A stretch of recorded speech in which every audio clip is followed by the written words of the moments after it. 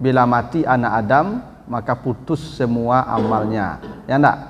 Nah, tapi amal yang dibawanya selalu itu ada 3, diantaranya sedekah, itu ya. Jadi apa yang kita infakkan ini yang kekal bersama kita, itu yang kita kirim. Makanya Bapak Ibu kalau baca nanti surat An-Nahl ayat 96, kata Allah, ma indakum yanfad wa ma indallahi bakin. Apa yang ada bersamamu itulah yang akan hilang dan binasa, dan apa yang kau titipkan kepada Allah itulah yang kekal abadi. Makanya cari dunia bima atakallah, dengan dunia yang Allah berikan kepadamu. Yang kaya cari akhirat dengan kayanya, yang alim cari akhirat dengan alimnya, yang kuat cari akhirat dengan kekuatannya, yang punya jabatan cari akhirat dengan jabatannya. Itu cara mencari akhirat, bima atakallah, dengan dunia yang Allah berikan kepadamu. Ya, cara zuhud itu begitu. Ya, jangan meyakini hidup kita lebih dari 12 jam.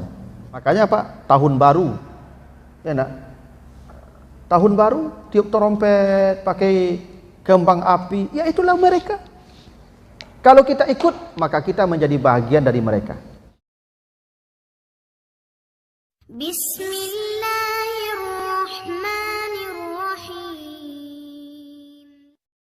Alhamdulillah, pada malam hari ini kita kembali dikumpulkannya di majlis zikir yang penuh berkah ini. Salawat dan salam untuk Nabi kita Muhammad sallallahu alaihi wasallam. Bapak Ibu yang saya muliakan, malam ini kita akan bahas bab az-zuhdi wal wara'i. Itu hadis-hadis yang menjelaskan tentang zuhud dan wara'. Jadi ada 2 sifat ya, ada 2 kemuliaan jiwa. Yang pertama disebut zuhud, yang kedua disebut wara'. Sulit mendefinisikan keduanya Bapak Ibu ya secara tepat, tapi zuhud itu sederhananya tidak terlalu tertarik dengan dunia, walaupun dia memiliki dunia, kira-kira begitu. Bukan dia tidak punya dunia, ya. Jadi orang zuhud itu bukan orang yang pakaiannya sobek-sobek, bukan orang yang rumahnya gubuk, ya, bukan orang yang kesana kemari berjalan kaki dengan sandal jepit, tidak begitu. Itu bukan zuhud. Zuhud itu boleh jadi dia memiliki dunia, tetapi hatinya tidak terikat dengan dunia. Itu namanya zuhud, ya. Itu kenapa misalnya di surat Yusuf ya ayat yang ke-20 ya. Di surat Yusuf ayat yang ke-20 itu ceritanya kan Nabi Yusuf ditemukan oleh kafilah di dalam sebuah sumur. Nah, mereka ini dapat barang temuan lah. Dulu kalau anak ditemukan di jalanan atau di mana itu dijual saja Pak, karena dianggap ini budak atau apa, barang temuan lah. Nah, maka dijuallah Nabi Yusuf ke pasar budak di Mesir.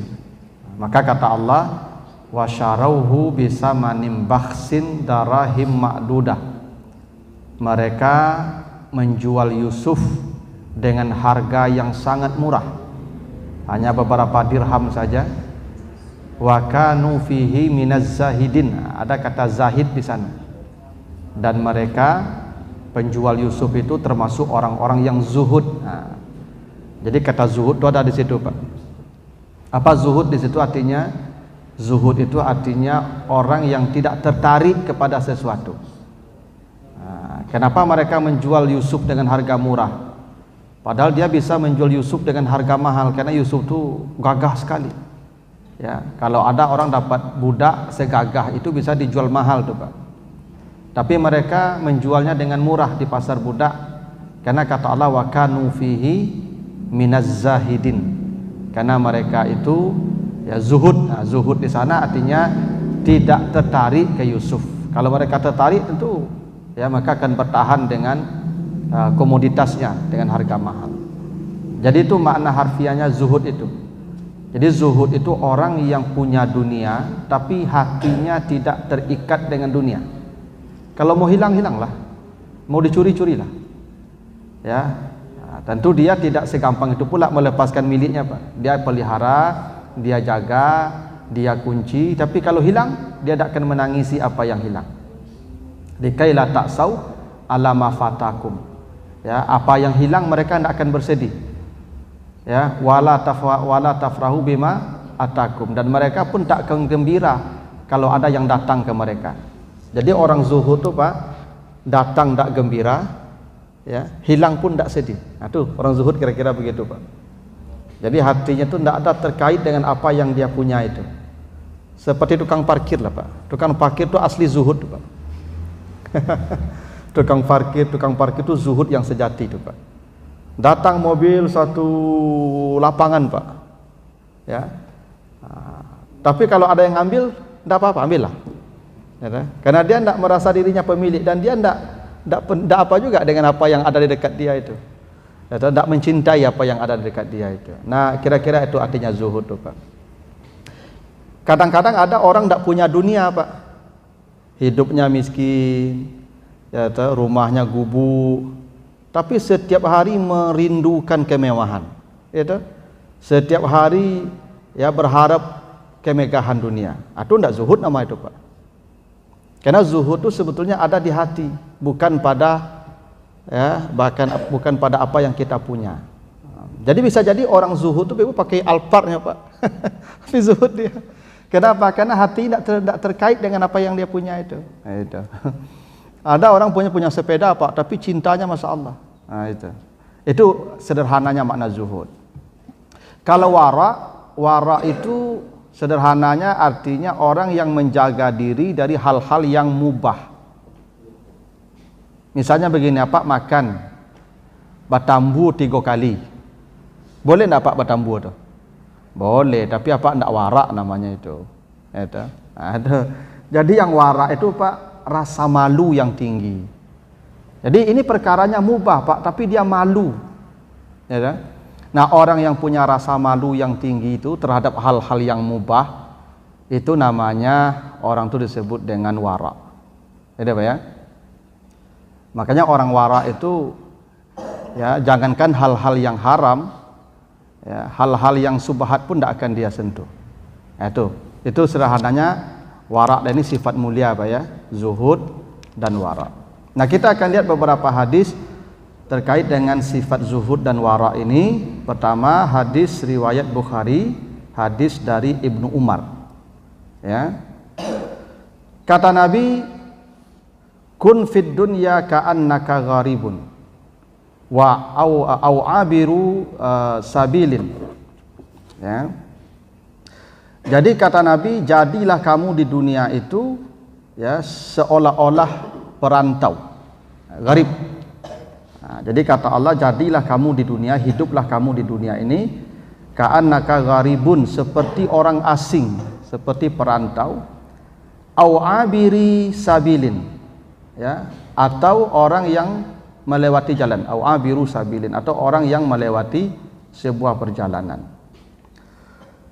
Lalu berkata, iza amsaita fala tantaziris sabah, kalau kau berada di sore hari, jangan menunggu berbuat baik di pagi hari.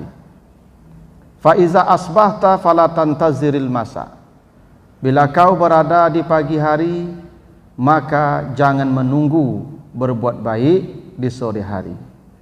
Wa khus min sihatika li saqamika wa min hayatika li mautika, manfaatkan sebaik-baiknya sehatmu sebelum masa sakitmu datang, dan hidupmu sebelum kematianmu datang.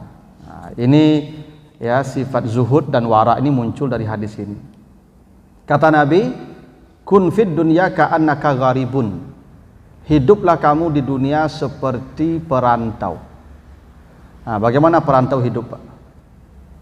Orang kalau merantau itu, Pak, itu di rantau itu tidak bersenang-senang. Ya, itu perantau yang hebat. Jadi orang kalau merantau di negeri rantau itu siang malam berjibaku bekerja, lalu kalau dapat dia kirim ke kampung halamannya. Nah, itu perantau yang hebat. Saya dulu ada kawan, Ibu, ya, orang Brebes. Jadi kerjanya di Jakarta itu jual mie pangsit, mie pangsit Pak. Ya sama, pokoknya ya seperti orang Jawa lah, bakso pangsit. Dia ngontrak rumah itu satu petak saja tuh Pak, isinya 6 orang. Entah Pak cara lalu lah Pak, pokok beranem sepetak tuh. Ndak pernah ke mall, ndak pernah ke tempat-tempat wisata, pagi pagi pulang malam, tiap hari. Setiap dapat uang dikirim ke kampung, bikin rumah, beli sawah, beli tanah, beli kendaraan. Dan asetnya di kampung banyak sekali Pak. Nah itu perantau yang hebat. Nanti kalau dia waktu merantaunya habis, pulang kampung, bahagianya Pak. Kenapa? Di kampung banyak menanti. Itu perantau yang cerdas tuh Pak. Ada orang Minang, awak Minang perantau kurang cerdas. Orang Minang kalau pergi merantau Pak, nya menggali pisau silet, kaset, CD-nya Pak, pi makan di lapau tauri Pak. Kalau orang Minang pergi merantau Pak, salero gadang. Gitu. Maka orang Minang kalau pergi merantau, itu rata-rata ya, jarang pulang kampungnya Pak. Gitu. Tapi kalau orang Jawa tuh enggak, pulang kampung tuh Pak. Karena di kampungnya menyiapkan segala macamnya, fasilitas. Di kota atau di rantau dia hidupnya susah. Itu perantau yang hebat tuh Pak. Nah, karena yang namanya perantau tidak permanen di negeri rantau, pasti begitu tuh Pak. Maka kalau kita merasa begitu, kita akan bersungguh-sungguh mencari bekal dan mengirimnya ke kampung halaman kita di akhirat. Makanya Bapak Ibu, ada sahabat berkata, hazamali, hazamali, hazamali. Ini hartaku, ini hartaku, ini hartaku. Kata Nabi itu bukan hartamu, hartamu yang kau makan, ya harta afnah, yang kau makan sampai rusak. Apa yang kau pakai sampai dia binasa. Wa ma tasaddaqta wa ma anfaqta fa abqaita. Yang kau infakkan itulah yang kekal menjadi hartamu. Jadi harta kita ini Bapak Ibu adalah yang kita infakkan, artinya yang kita simpan untuk kampung akhirat kita. Apa yang Bapak Ibu simpan di rekening itu sebentar lagi jadi milik orang tuh.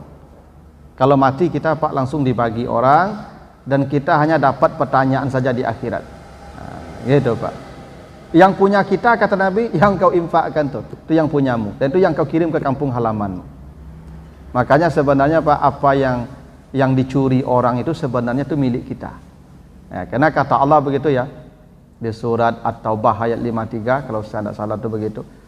Wa anfiqu tau'an au karhan, berinfaklah kamu sukarela atau terpaksa. Jadi Allah menyebutkan ada infak sukarela, ada infak terpaksa. Yang sukarela aku biasanya tidak banyak lah Pak. Kalau lalu kati diang, itu biasanya 2.000, 5.000, 2.000, 5.000. Teratur-teratur begitu tuh Pak. Yang 10.000 itu jarang-jarang. Dan itu begitulah infak sukarela. Nah selalu lah di perhatian Tuhan iko ndak cukup syarat apa ke masuk surga kan. Maka dikirim orang menciluk onda ya Pak. Hilang ondanya langsung 5 juta sedekah Pak. Itu tak paso sedekah. Memang dipaso Tuhan ya Pak. Disuruh orang pergi ambil lah. Nanti Pak yang onda yang motor kita dicuri itu besok di akhirat dikembalikan tuh Pak. Ketika tidak ada lagi di sana gokar, gojek ya, tidak ada kendaraan di sana. Datang kendaraan kita tuh Pak. Datang motor tuh. Ketika itu baru menyasar tuh Pak. Mangan ndak otonya cilok dorang tuh Pak. Ke otonya cilok dorang tuh lebih santiang kendaraan tu Anda. Jadi kata Nabi, yang kau infakkan itulah yang engkau bawa serta. Kan itu namanya bahasa Nabi itu, bila mati anak Adam maka putus semua amalnya. Ya enggak? Tapi amal yang dibawanya selalu itu ada 3, di antaranya sedekah. Itu ya. Sedekah jariyah namanya. Jadi apa yang kita infakkan ini yang kekal bersama kita. Itu yang kita kirim. Makanya Bapak Ibu kalau baca nanti surat An-Nahl ayat 96, kata Allah, ma indakum yanfad wa ma indallahi baqin. Apa yang ada bersamamu itulah yang akan hilang dan binasa. Dan apa yang kau titipkan kepada Allah itulah yang kekal abadi. Jadi kata Allah, yang kita simpan itu binasa, lenyap, yanfad. Begitu kata Allah ya. Di An-Nahl 96. Dan yang kau titipkan kepada Allah, itulah yang kekal dan abadi. Itu makanya orang zuhud tidak mencintai dunia. Untuk apa dia mencintai sesuatu yang akan lenyap, sesuatu yang akan hilang? Sia-sia aja kita mencintainya. Maka titipkan saja pada Allah, dia akan menjadi kekal milikmu. Makanya pernah ada sebuah riwayat, Pak Ibu, Nabi Muhammad pernah menyembelih seekor kambing. Lalu kambing ini setelah disembelih dikasih ke istrinya Aisyah, suruh masak. Aisyah, tolong masak ini kambing ya. Nanti kalau masak, tolong dibagikan dagingnya ke orang-orang miskin ya.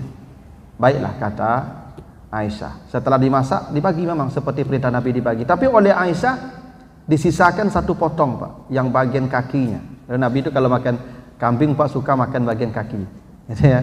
Yang bagian kaki disisakan. Nah, setelah Nabi pulang, ditanya pada Aisyah, Aisyah, sudah dimasak tadi kambing? Ya sudah ya Rasulullah. Sudah dibagi?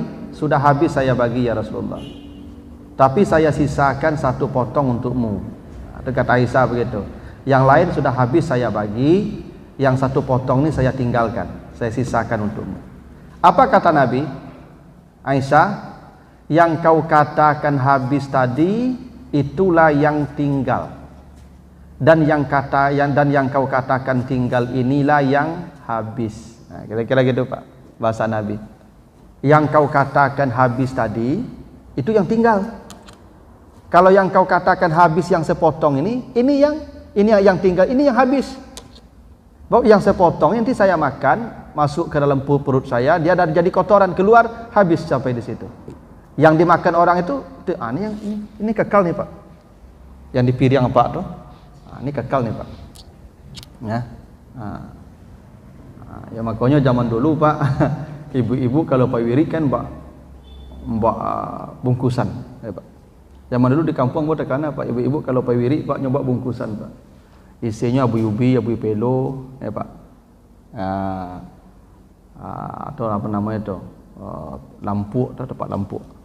Ya itulah makanan-makanan yang tidak mewah, tapi ketika diberikan kepada orang itu yang kekal, kira-kira begitu Pak. Nah, jadi perantau yang baik itu perantau yang menjadikan ya apa yang dia peroleh di negeri rantau itu kekal untuk dia. Bagaimana cara dia bisa kekal untuk dia? Setiap dapat dia kirim ke kampung halamannya. Nanti waktu pulang kampung datang, dia tinggal menikmati fasilitas yang sudah dia siapkan. Memang dunia ini akhirat itu direncanakan Bapak Ibu. Itu kenapa kata Allah di surat Al-Qasas itu, wabtaghi fima atakallahu daral akhirah. Carilah akhirat dengan dunia yang Allah berikan kepadamu. Memang mencari akhirat dengan dunia, betul. Bagaimana Bapak Ibu kalau miskin ya bisa bersedekah? Bagaimana kalau miskin bisa bantu anak yatim, orang miskin? Bagaimana kalau miskin bisa pergi haji dan umrah? Makanya kata Allah, carilah akhirat dengan apa yang diberikan Allah kepadamu dari dunia. Ya Pak. Tidak mungkin kita tidak punya dunia lalu mendapatkan akhirat itu Pak. Harus kita punya dunia. Makanya cari dunia bima atakallah, dengan dunia yang Allah berikan kepadamu. Yang kaya cari akhirat dengan kayanya.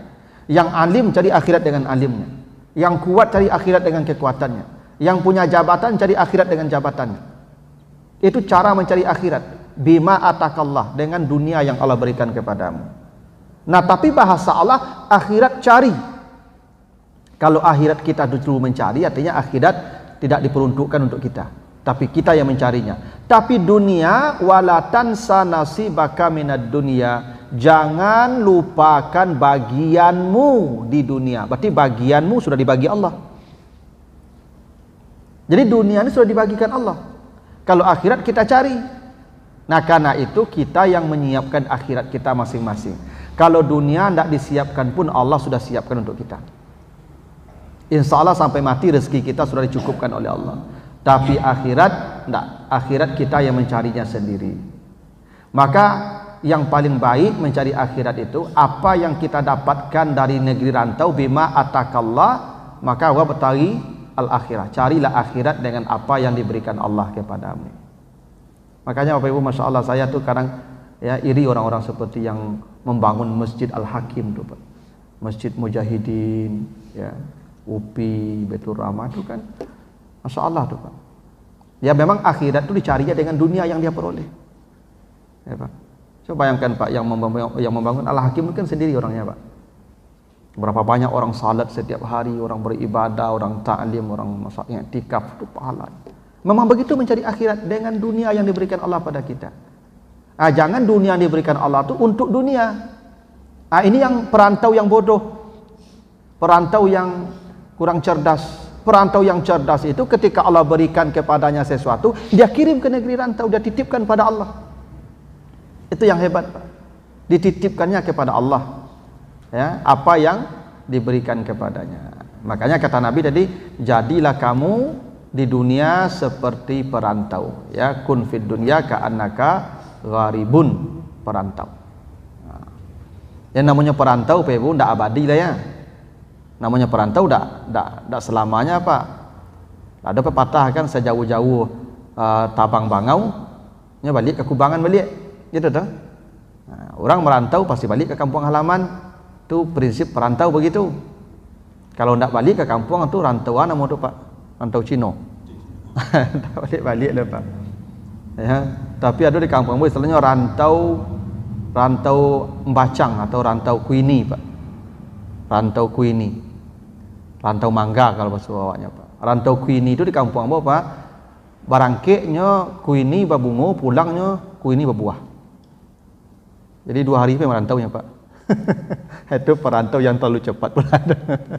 Ya Pak, alun napo lagi kan, alun kariang jajaknya di rumah, pulangnya balik.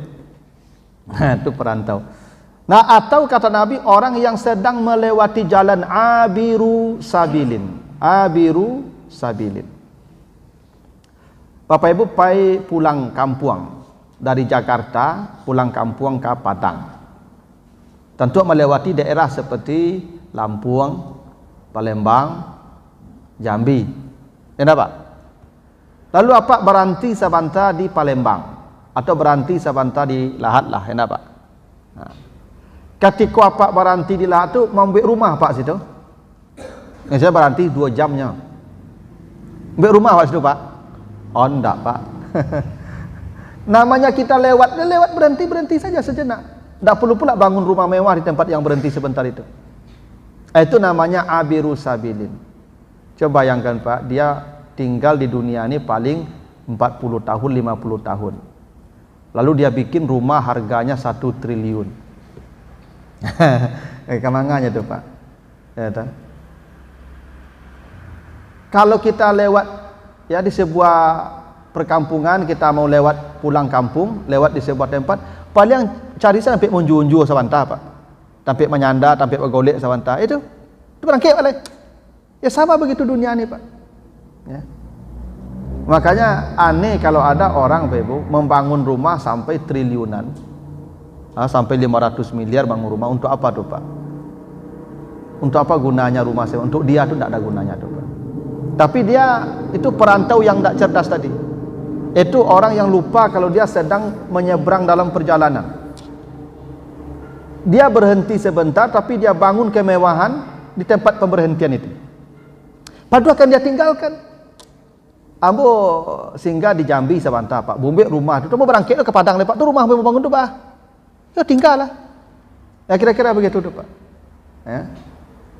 Lalu kata Nabi, bila kau berada di pagi hari, jangan menunda berbuat baik di sore hari. Bila kau berada di sore hari, jangan menunda berbuat baik di pagi hari. Ini Bapak Ibu, kita ini diajar Nabi agar tidak panjang angan-angan. Jadi supaya kita zuhud, jangan panjang angan-angan. Panjang angan-angan itu apa maksudnya Bapak Ibu? Jangan merasa hidup kita lama. Hidup kita ini paling lama sampai sore. Yang hidup sore paling lama sampai subuh. Begitu kita setiap hari meyakini hidup Bapak Ibu. Itu yang tadi ya Ustadz Muslim ya. Oh, Ustadz Yasin ya, sama Muhammad Yasin. Ustaz Muhammad Yasin itu kan kemarin masih salat, masih sehat-sehat saja. Sehat, lalu salat Isya. Habis salat Isya pingsan beliau. Dibawa ke rumah sakit, meninggal. Ya Pak. Dan tak tahu kita nih Pak. Karena kata Al-Ghazali, setiap hari panah-panah kematian membidikmu. Setiap hari panah kematian membidikmu. Andai kau selamat dari panah kematian itu semua, ada satu panah yang kau tidak akan selamat, kata Al-Ghazali. Apa itu? Tua. Amati begitu tua tu. Bapak Ibu kalau keluar rumah, itulah banyak panah menghadap kita tu. Menyeberang jalan diantak auto tu panah itu. Berjalan di bawah kayu diampuk kayu panah itu. Berjalan ke atas bukit diampuk batu panah itu. Pergi ke tepi batang air dilondo banjir panah itu Pak. Jadi panah-panah kematian tu banyak. Dan setiap saat membidik kita. Andai selamat kita, ada satu panah yang kita tidak bisa selamat. Tua. Bakok matinya lagai mati. Ya Pak. Sakit indak apa indak mati gaek ayolah mati itu. Tu panah terakhir tu. Gaek tua. Nah, tapi Bapak Ibu yang sampai tua tu tidak banyak. Nah, makanya cara kita zuhud tidak rakus dengan dunia, tidak ambisi dengan dunia. Yakini hidup kita ini hanya sampai sore. Kalau sampai sore untuk apa kita kumpul banyak-banyak? Ya sampai sore hidupnya. Itu banyak-banyak. Makanya banyak para salafus salih itu berdoa kepada Allah, ya Allah, andai engkau beri rezeki saya, cukup berikan rezeki saya untuk hari ini saja. Yang untuk hari esok pula kirim ke saya. Supaya kalau dia mati, dia hanya mempertanggungjawabkan yang hari ini. Nanti kalau Bapak Ibu mati, rekeningnya ada 100 juta, rekeningnya dibagi orang, kita bertanggung jawab di akhirat terhadap yang 100 juta itu. Nah, itu. Nah, jadi kata Nabi, kalau kau berada di pagi hari, jangan tunggu-tunggu sore hari, karena kamu tidak akan hidup. Nah, maka sering saya katakan, ada di antara awakku yang enggak aneh cara berpikirnya Pak. Berhutang sampai 20 tahun. Itu pede sekali itu Pak. Itu betul-betul pede mana itu Pak. Lah pensiun malah Pak. Lah pensiun masih berhutang 20 tahun. Itu ya Masya Allah tuh. Padahal Nabi ya itulah. Ya itulah dan salah pahamnya tuh. Ya. Umar bin Khattab tuh Pak pernah mau berhutang ke bendahara untuk keperluan anaknya. Lalu dikatakan oleh bendahara, Amirul Mukminin, dia khalifah tuh Pak, presiden. Nanti kau bayar pakai apa kalau kau berhutang? Kata Umar, potong gaji saya bulan besok. Karena kespon namanya Pak. Pokoknya besok potong gaji saya bulan besok. Kata bendahara tadi, Umar, siapa yang menjamin engkau hidup sampai bulan besok? Tidak jadinya Pak. Tidak ada lagi. Udahlah, tidak salah. Begitu para sahabat dulu tuh Pak. Makanya ada cerita Pak Abu Bakar As-Siddiq itu salat witirnya selalu setelah Isya. Padahal Nabi menyuruh jadikan penutup seluruh salat malammu witir. Dan Abu Bakar dengar hadis itu, tahu dia hadis itu. Bahwa salat malam itu ditutup dengan ganjil, witir. Perintah Nabi itu, hadisnya sahih. Tapi Abu Bakar tidak mengikuti perintah Nabi. Dia salat witirnya habis Isya. Apa tidak patuh dia ke Nabi? Patuh. Cuman dia kenapa salat witirnya habis Isya? Karena dia tidak yakin bangun menjelang pagi. Tidak yakin bangun itu bukan tidak terbangun, mati. Hingga dia akan menyesali dirinya ketika kesempatan witir sudah ada, dia tidak witir, mati dia. Dia akan menyesali dirinya nanti di akhirat. Jadi Abu Bakar witir menjelang setelah Isya itu bukan tidak patuh ke Nabi, karena dia tidak panjang angan-angan. Abu Bakar itu hanya merasakan hidupnya sampai menjelang pagi saja. Pagi tidak bangun lagi. Kan kita sudah berdoa tuh Pak Ibu. Di malam hari itu kan kita berdoa kan, Bismikallahumma ahya wa bismika amun. Ya. Kan kita sudah meyakini mati itu Pak.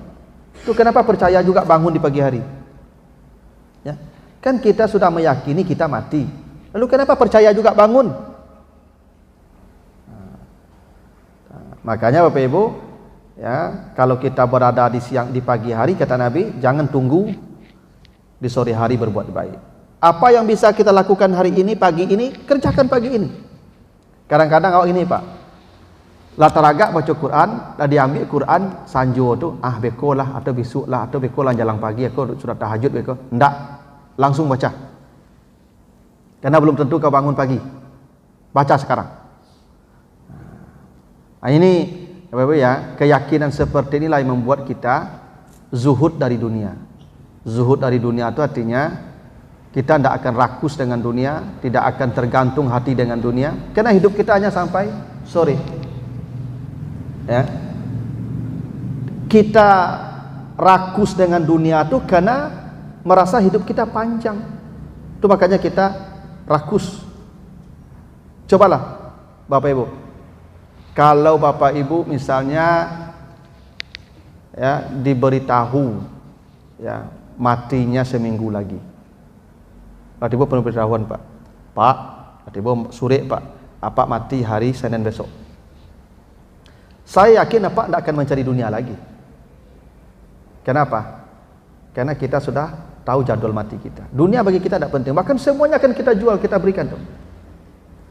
Nah, begitulah Pak, kalau kita merasa kematian semakin dekat, kita semakin zuhud dengan dunia. Memang begitu. Makanya kata Nabi, perbanyaklah mengingat mati. Karena mengingat mati itu ya menjadikan orang zuhud terhadap dunia. Ya. Cobalah Bapak Ibu kalau ya misalnya gini, tidak usahlah dikit, nampak saya malaikat maut menciguk-ciguk di pintu. Ya Pak. Saya yakin Pak tidak ada nilai dunia lagi itu. Itu makanya manusia ketika akan mati itu Pak, minta ditunda mati supaya bersedekah semua harta. Ya. Makanya Bapak Ibu ya, jangan meyakini hidup kita ini lama. Nah, itulah makanya kata Nabi, khuz min sihatika li saqamika. Selagi kau sehat, berbuatlah semaksimal mungkin sebelum masa sakitmu datang. Karena kalau kita sudah sakit, nah itu tidak bisa lagi. Dan amal kita sudah, ya Bapak Ibu, kalau sudah sakit, sedekahnya tidak berguna lagi. Nabi pernah ditanya, ya Rasulullah, apa sedekah yang paling besar nilainya? Kata Nabi, sedekah yang paling besar nilainya adalah anta saddaqa wa anta sahihun. Engkau bersedekah itu ketika masih sehat. Jadi sedekah yang paling besar nilainya itu Pak, itu ketika kita masih sehat. Kenapa masih sehat Pak? Karena ketika sehat itulah harta itu berguna. Bahwa ketika lah sakit, awak lama rasu mati dah dakit, maka harta tak berguna oleh Pak. Ya.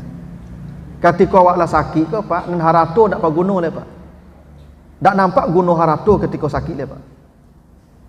Nah ketika harta tak berguna tu awak bagi, memang tak lupa nilai le Pak. Nya bernilainya ketika berguna. Itu buktinya orang ketika kalau tahunya mati, dakik mati, maka dunia aku tak berguna rasanya le Pak. Itu buktinya tu.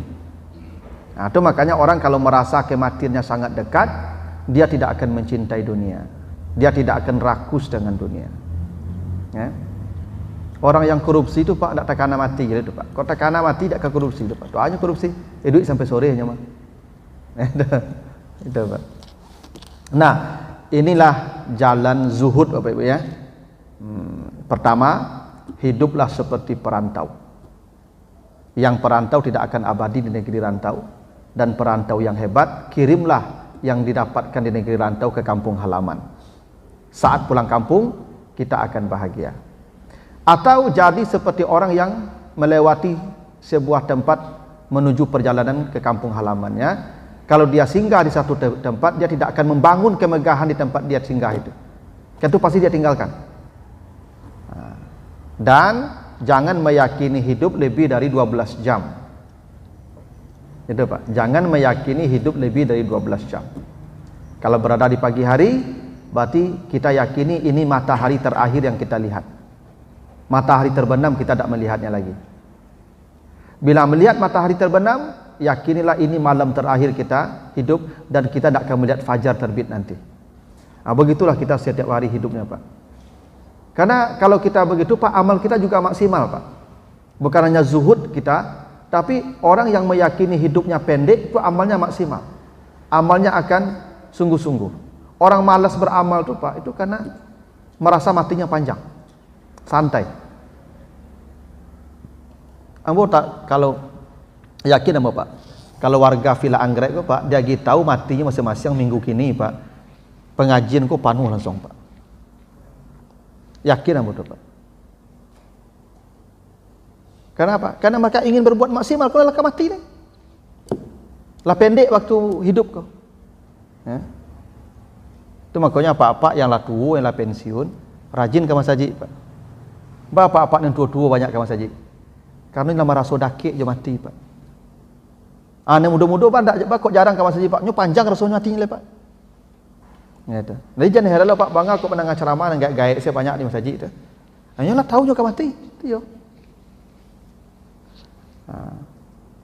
Jadi memang ya cara zuhud itu begitu. Ya, jangan meyakini hidup kita lebih dari 12 jam. Ya, dan ketika kita sehat, maksimalkan ya sebelum sakit kita datang, dan ketika kita hidup, maksimalkan sebelum kematian kita datang. Sebab ketika kematian kita datang itu, Pak, semua orang akan menyesali dirinya. Itu pasti itu, Pak. Ya, karena kata Allah, wa ja'at sakratul mauti bil haq. Ketika sakaratul maut telah datang, fakashafna anka ghita'aka. Di saat itulah dibukakan Allah semua yang dia lalai. Laqad kunta fi ghaflatin an haza. Dulu yang kau lalai-lalai ini, Allah bukakan. Orang yang tadi salat maghrib, Pak, di sini, yang sudah diberitahu ada jadwal pengajian, dia pulang, Pak. Andai mati hari ini, andai mati, Pak, dia akan berteriak saat kematiannya untuk menjemput ceramah yang malam ini. Percayalah, Pak. Bukan soal ceramahnya hebat, enggak. Amalnya, pahalanya. Dia sudah kelewatan sebuah pahala yang hebat. Duduk di majelis ini pahalanya besar, dan itu sudah dia lewatkan. Padahal dia bisa duduk di sini. Maka kata Allah, fakashafna anka ghita'aka. Saya bukakan nih, andai kau duduk, ini pahalanya. Sayang kau tidak duduk di situ. Maka ketika itulah manusia berteriak untuk menjemput amal. Rabbirji'uni la'alli a'malu salihan fima taraktu. Ya Allah, tolong kembalikan saya akan jemput amal-amal yang saya tinggalkan. Bapak Ibu yang bisa baca Quran, tidak baca Quran, kalau mati pasti menyesali itu. Kau kan dulu bisa ya baca Quran, karena kau santai-santai, tapi kau lewatkan saja. Kalau kau baca, nih dapatnya. Begitu, Pak. Pasti itu, Pak. Nah, cuman sekarang kita tidak menyesali, karena memang belum saatnya itu. Ya. Nah, begitulah cara kita supaya zuhud di dunia. Ada pertanyaan dulu, Pak Ibu, sampai di sini? Baru satu hadis. Dah, Pak. Kalau tidak kita lanjut ya. Baik. Lalu hadis berikutnya,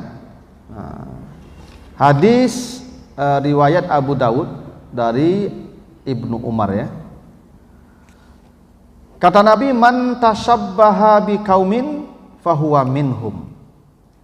Siapa yang menyerupai suatu kaum, maka dia termasuk kaum itu. Jadi ini soal warak nih, Pak. Jadi kalau kita menyerupai suatu kaum, maka kita kaum itu. Ya. Makanya kita tidak boleh menyerupai mereka. Adat mereka, tradisi mereka. Kalau kita menyerupai berarti kita bahagian dari mereka.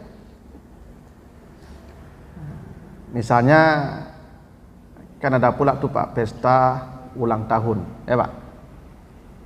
Lalu tiup lilin, lalu bernyanyi-nyanyi, gitu ya. Itu bukan budaya kita. Agama tidak pernah mengajarkan begitu. Itu budaya orang-orang yang berbeda keyakinannya dengan kita. Kalau kita ikut, berarti kita bahagian dari mereka. Maksudnya apa itu? Ya bisa jadi iman kita sudah dicabut Allah.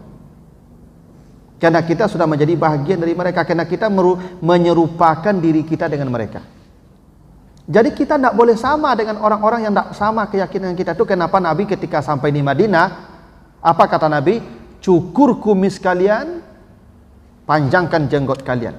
Kenapa? Berbedalah dengan orang-orang Yahudi dan Nasrani. Karena orang Yahudi basungui, tidak bajanggui. Orang Nasrani basungui, bajanggui. Orang Islam sungui cuku, janggui biah. Sehingga ketika nampak orang basungui, saya ciaknya, oh Yahudi. Ketika nampak orang basungui, ya bajanggui, Nasrani. Ketika nampak orang tak basi sungui, tapi bajanggui, Islam. Gitu tuh Pak. Itu konteks memelihara jenggot itu salah satunya itu tuh Pak. Khaliful Yahud wa Nasara, kata Nabi. Berbedalah dengan orang Yahudi dan Nasrani. Potongan wajah kita saja tidak boleh sama dengan mereka Pak. Ya. Nabi itu ketika sampai di Madinah mendapati orang-orang Yahudi sedang puasa sunat. Sedang puasa. Ditanya, kalian puasa apa? Oh, kami puasa Asyura. Ternyata hari Asyura itu 10 Muharram, mereka puasa. Kenapa kalian puasa 10 Muharram ini? Hari Asyura. Kami bersyukur Nabi Musa dan nenek moyang kami selamat dari kejaran Fir'aun. Maka kata Nabi, kepada sahabat, kita lebih layak pula puasa. Karena mereka puasa mensyukuri Nabi Musa, kita puasa pula. Tapi kata Nabi, jangan sama dengan mereka. Maka puasalah tanggal 9. Maka puasanya dimulai 9 dan 10 Muharram. Yang tidak bisa tanggal 9, 10 dan 11 Muharram. Apa tujuannya? Supaya tidak sama dengan mereka. Itu Pak. Tidak sama dengan mereka. Kenapa kita dilarang puasa hari Jumat? Haram puasa hari Jumat Pak. Hari Jumat itu udah haramkan puasa, kita makan. Ya Pak. Ya. Tidak boleh puasa hari Jumat Pak. Karena kata Nabi, saya ingin berbeda dengan orang Yahudi. Orang Yahudi itu makan-makan di hari Jumat, saya puasa. Karena bagi orang Yahudi kan hari Sabtu itu hari raya. Kalau orang Nasrani hari Minggunya hari raya. Kalau kita hari Jumatnya hari raya. Saat mereka makan, kata Nabi, saya akan puasa. Jadi memang penting kita berbeda dengan mereka. Kalau kita menyerupai budaya mereka, mencontoh, itu kita bahagian dari mereka. Ya. Makanya Pak, tahun baru. Ya nak? Tahun baru tiup trompet, pakai kembang api, ya itulah mereka. Kalau kita ikut, maka kita menjadi bahagian dari mereka. Ya. Makanya Bapak Ibu, memang menyerupakan diri dengan gaya hidup orang Nasrani, Yahudi, orang kafir itu tidak boleh. Berarti kita bagian pula dari mereka. Makanya Pak, sebagian kawan-kawan kita tidak pernah makannya pakai pisau, pakai sendok. Karena Nabi pakai tangan. Nah, itu. Nabi makanya pakai tangan tuh Pak. Takut mereka bagian tasabuh juga, walaupun tuh tidak tasabuh itu. Kalau sendok itu biasa, dia itu pilihan saja. Tapi kan kalau Nabi kan, makanya kata Nabi, makan pakai tangan. Ya, suapnya 3 jari. Kalau sendok kan tidak bisa 3 jari loh Pak. 3 jari. Berarti Nabi makan pakai tangan. Nabi, kalau kata Nabi, bila kau makan jangan cuci tangan sebelum dijilat. Berarti Nabi pakai tangan, maka dijilat. Itu tuh. Maka sebagian orang tidak mau makan pakai sendok. Karena sendok itu tersabuh dengan mereka. Saking apanya Pak, saking radikalnya mereka. Tapi bagi saya sendok dan garpu tidak masalah. Tapi kalau memang bisa pakai tangan lah. Saya kalau pergi balik pun Pak, aku makan pakai tangan juga Pak. Kecuali di gedung. Kalau di gedung di bawah cuci tangan tidak boleh tuh. Pakai sendok. Tapi kalau kan ada balik di tenda-tenda Pak. Cuci tangan ambo seketik di tanah dia pun makan. Karena kalau jauh tangan kau makan lebih lama Pak. Ya, suuk bisa diatur. Nah, itu batu jo barih teraso karyanya. Nah, ya batu jo nasi kan teraso bedanya. Tulang teraso jo daging beda. Nah, kalau jo tangan kau Pak Ibu, tidak pernah dipakai orang tangan ambo loh Pak. Ambo pakai surang. Kalau sendok antara berapa ribu mau masuk uncung orang tadi itu Pak. Ndak lebih ramah aja tangan makan. Ya itulah, di samping tangan kau ada bakteri pembusuk. Tapi intinya begitu. Memang banyak hal yang boleh, tapi walaupun itu boleh, kalau itu menyerupai orang-orang yang tidak sama dengan kita keyakinannya, kata Nabi jangan. Karena jangan-jangan kalian itu bagian dari mereka. Beginilah Pak. Ambo ustad Pak. Itu ambo pakai levis, ambo pakai oblong, kaos oblong, sampi Pak, ketat. Lai percaya orang ustad Pak? Tidak percaya loh Pak. Karena pakaian itu bukan pakaian ustad. Kira-kira begitu. Orang tidak akan menyebut saya ustad. Ada orang tidak ustad loh Pak, tapi pakai jubah, ya, pakai sal, pakai kopi haji, pakai tasbih. Pereban kadang Pak, pajudi, pampuk. Tapi pakaian di situ. Disalami orang tuh Pak. Assalamualaikum Pak Ustad. Jadinya padahal tidak ustad loh Pak. Kenapa? Dia memakai pakaian ustad. Tidak hebat pakaian itu Pak. Jadi jangan anggap remeh pakaian Pak. Pakaian itu identitas kita. Identitas kita pakaian itu. Kita akan dinilai dengan pakaian kita. Bagaimana pakaian kita, itulah penilaian orang tentang kita. Ya? Nah, itu pentingnya kita itu menjauhi tasabuh namanya. Walaupun sebenarnya itu tidak haram ya, tapi tasabuh itu membuat orang menginisiasi diri kita dengan apa yang sedang kita pakai, yang sedang kita tampilkan. Pasti itu. Tidak boleh kita ya menyerupai satu kaum, budayanya, gaya hidupnya, gaya berpakaiannya, tidak boleh. Ya. Itu salah satu bentuk warak, menjaga diri dari hal-hal yang subhat sifatnya. Tidak haram sebetulnya, tapi ketika itu kita lakukan akan membuat kita kehilangan identitas diri kita sebagai mukmin yang baik. Itu. Makanya Pak, ambo kalau pakai peci kan kamari Pak, itu beda Pak. Ya beda orang melihat saya dengan ambo tidak pakai peci. Ya Pak. Pakaian itu sudah ada Pak. Tapi kalau ambo tidak pakai peci Pak, itu pasti beda nilai ambo dengan peci. Atau peci kok agak suci potongnya Pak. Kalau Madeko Pak agak reman potongnya enggak. Padahal kan tidak selalu diukur orang dengan itu. Tapi ini tidak bisa dihindarkan. Itu pasti itu Pak. Awak kalau pakai pakaian Madeko Pak, pasti mengecek hati-hati ya Pak. Tak mungkin ambo pakai peci Pak, pakai koko ambo mengecek ambo asal jadi saja Pak. Ya toh? Tak mungkin karena ini akan memelihara saya Pak. Pakaian saya ini akan memelihara saya. Ibu-ibu perempuan kalau pakai pakaian yang tertutup rapat, dia akan dihormati Pak. Orang pun segan dengan dia otomatis Pak. Tapi kalau dia pakai minim, pasti diganggu orang. Karena kalau pakai minim, orang akan melihatnya sebagai nakal. Walaupun dia orang saleh, tapi itu yang dia pakai nakal namanya. Maka orang akan merendahkan derajatnya. Nah, jadi memang jangan dianggap ringan apa yang kita tampilkan ya Pak. Karena menyerupai suatu kaum, kita akan dipersepsikan dengan kaum yang kita serupakan itu. Itu makanya Pak, dulu ambo tekan aja Pak. Kalau mau diundang orang makan Pak, mendoa, itu pakai peci. Ya, pakai peci. Pakai kain sarung. Duduk daki ustad Pak. Itu kapalo kambiang daki awak Pak. Ya Pak, kapalo kambiang daki awak Pak. Kalau pakai peci. Tapi kok nak pakai peci pakai mendoa Pak. Itu daki janjang duduk Pak. Kacang saya dapatnya Pak, kantang, kacang ya tuh. Neng kapalo kambiang daki nen bapeci. Nen bapeci ndak akan disuruh nen ndak bapeci, ndak akan disuruh orang duduk di muka.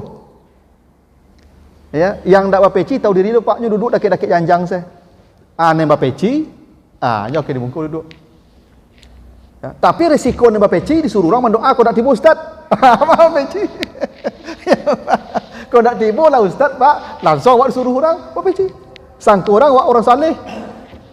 Tak hebat pengaruh pakaian Pak. Maka jangan dianggap remeh. Begitu. Nah, ini dulu dua hadis Bapak ya tentang zuhud dan wara ya. Nantilah kita lanjutkan hadisnya. Mohon maaf Bapak Ibu ya. Nanti kalau bisa habis azan Ustaz ikamat saja langsung, karena ambo ada tabligh khabar di Taruko habis sisa supaya tidak lama pula jamaah di sana menunggu. Lebih kurang mohon maaf. Subhanakallahumma wa bihamdika asyhadu an la ilaha illa anta astaghfiruka wa atubu ilaika. Assalamualaikum warahmatullahi wabarakatuh.